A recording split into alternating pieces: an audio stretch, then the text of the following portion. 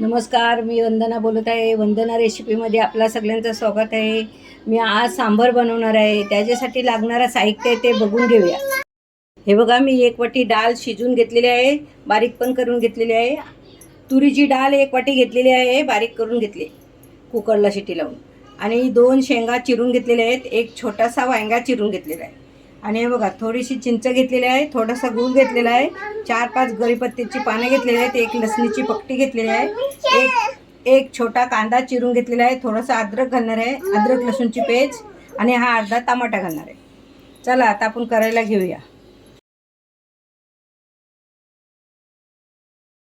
हे बघा, लसूण घातलेले आहे आणि आता हा मी कांदा घालत आहे सांबारसाठी.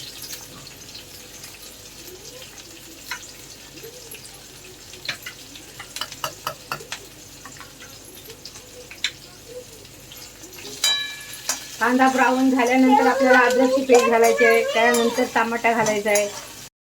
हे बघा, मी थोडीशी राई घालत आहे त्याच्यात फोडणीला. आणि माझा घरगुती मसाला हा 1 चमचा लाल तिखट टाकत आहे मी.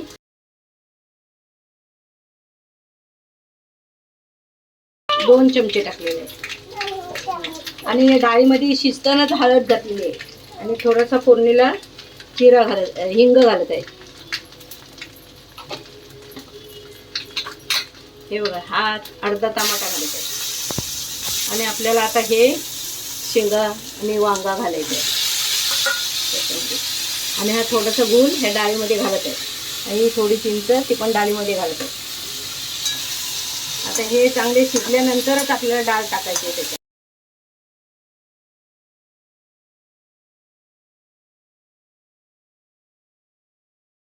बघा, मी अर्धा चमचा सांबर मसाला घालत आहे. आणि आता छानपैकी भाजी शिजल्यानंतरच आपल्याला डाळ टाकायची आहे त्याच्यात.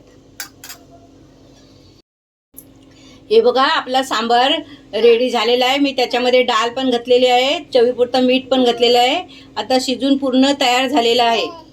हे बघा, आपला सांबार तयार झालेला आहे. ह्याच्याबरोबर तुम्ही इडली खाऊ शकता. माझी रेसिपी तुम्हाला आवडली तर माझ्या चॅनलला लाईक करा, सबस्क्राईब करा, बेल आयकॉनला क्लिक करा.